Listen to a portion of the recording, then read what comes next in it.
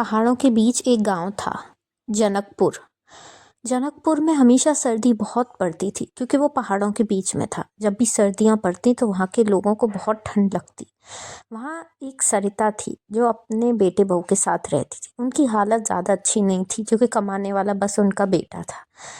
जवानी में उसका पति ख़त्म हो गया, घर के हालात से वो उसका बेटा पढ़ नहीं पाया, तो उनके हालात कुछ ज़्यादा अच्छे नहीं थे। एक बार बहुत सर्दी पड़ी।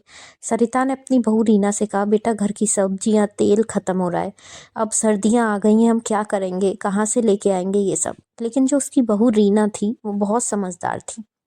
उसने कहा, माँ जी आप चिंता मत कीजिए, मैं संभाल लूँगी। उनके घर में एक बहुत बड़ी खिड़की थी जिससे बाहर की सर्दी हमेशा अंदर आती थी। तो रीना ने समझदारी से घर के पुराने फटे कपड़े इकट्ठे किए और उसका एक पर्दा बनाया और खिड़की पे टांग दिया। अब घर में गर्माहट रहने लगी क्योंकि बाहर की सर्दी अंदर नहीं आती थी।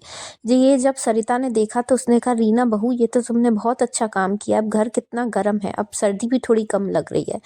अब सर्दी इतनी बढ़ रही थी लेकिन उनके पास लकड़ी खरीदने के लिए पैसे नहीं थे। तो रीना गई गांव की चौपाल में। वहाँ जो सूखे पत्ते और पेड़ की टहनियाँ जो गिर जाती थी उन्हें इकट्ठा करके वो लेके आई, क्योंकि वो उनके हालात ऐसे नहीं थे कि वो बाजार से लकड़ी खरीद पाते।